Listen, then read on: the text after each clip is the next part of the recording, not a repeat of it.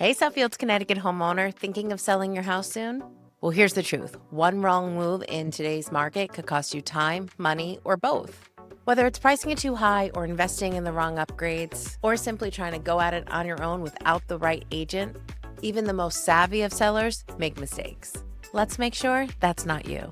Get the answers on how you can avoid making these mistakes in this month's Suffield, Connecticut housing market update. I'm Stephanie Salerno, your local real estate expert and team lead of the Stephanie Salerno team at Coldwell Realty. Each month, I break down exactly what's happening in the Suffield market. And if you're a homeowner trying to make sense of the latest market news, you're not alone. Today, I'm going to share the top mistakes sellers make when trying to sell their home, even in today's Suffield sellers market. But first, let's take a look at what's been happening in Suffield. In Suffield for July, 14 homes were sold, and that's actually up 100% from July of 2024. 14 new listings came on the market, and that's up 27% from last year. The sales price to list price ratio was 103.4%, and that's up 1%. And the average sale price per square foot was $235, and that's actually down 9% from July of 2024. July's average sale price was $601,000, and that's up 14% from 2024. And the average days on market was 35 for single-family homes, and that's down 21% from 2024. July month supply of inventory was 2.29 months, and that is actually down 50% from July of 2024, and up from 2.08 months in June, and up from 1.9 months in May of 2025. So that's good news that inventory is increasing, but as you can see, at a very slow and steady rate. Now, how that works, 6 months is considered a balanced market. So anything more than 6 months is a buyer's market, and anything less than 6 months is a seller's market. So we're at 2.29 months inventory in Suffield for all single-family homes. Now, keep in mind when we're hearing the national headlines that it's very much a buyer's market in some markets across the country, especially in places like the Sun Belt or even in the Midwest in some areas where they may be overbuilt. But Suffield solidly still lives in a seller's market, and we're seeing low inventory, we're seeing offers over asking, and multiple offers in a few days on the market. However, we are seeing that prices still need to be right and marketed correctly in order to get that traction. So now that we've been seeing what's been happening locally, let's talk strategy for a minute. Because even in a strong seller's market in Suffield, like we just saw, making a few key mistakes could be the difference between selling fast and for top dollar, or sitting on the market and watching your profits fade. So here's the 4 common mistakes sellers make and how working with the right professional can help keep you stay on track. First up, overpricing your home.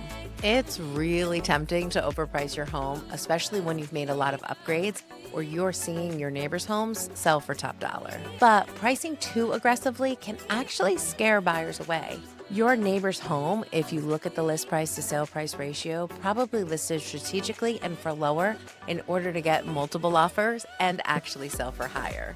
So if you price too aggressively, buyers are already adding dollars on top of your list price, and that may no longer be compelling for your property.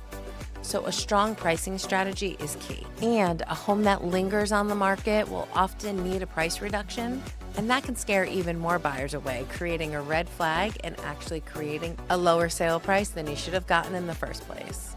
Now, I know everyone loves their estimate, and yes, online estimations can give you a ballpark, but they miss the nuance. A real pricing strategy is both an art and a science. It's key to have a customized pricing strategy, like I offer my sellers, wink, wink. Is that stupid? Wink, wink. No, wink, wink. Based on real-time market data, buyer behavior, recent comparables, condition, and what's moving right now in our market, not some computer algorithm. It's about knowing how to position your home right in that sweet spot that drives demands and brings in multiple offers. The second mistake that I see sellers make, spending money on the wrong upgrades. When preparing to sell, it's easy to feel overwhelmed by all the projects that could be looming. But not every update will get you a return, and some could actually distract buyers. So before you tackle those home repairs that you think might need to be done, let's talk.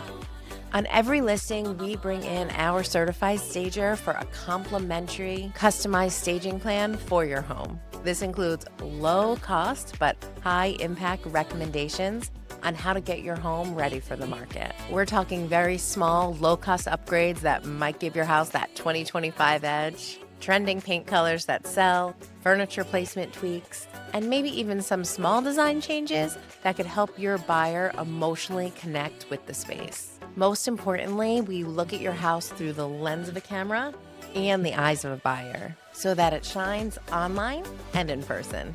Did you know that stage homes actually sell for more? According to the National Association of Realtors, 81% of buyer agents said staging a home made it easier for a buyer to visualize the property as a future home. And stage homes sold for 6 to 10% more than similar unstaged homes. That's pretty impactful. I often work with sellers years before they're ready to make a move. It's never too early to have a conversation, and this way, when you're ready to make that move, your house is ready to go, and it creates a smooth and seamless process and low-stress process for you. Number 3, refusing to negotiate. Inventory is climbing, though slowly, but buyers have more choices this month than they did last month, which means more negotiating power for that buyer. That could include asking for minor repairs, credits, or closing cost help. And if you dig your heels in, you might lose what could otherwise be a really great offer. I'll guide you through every step of the transaction with clarity and confidence.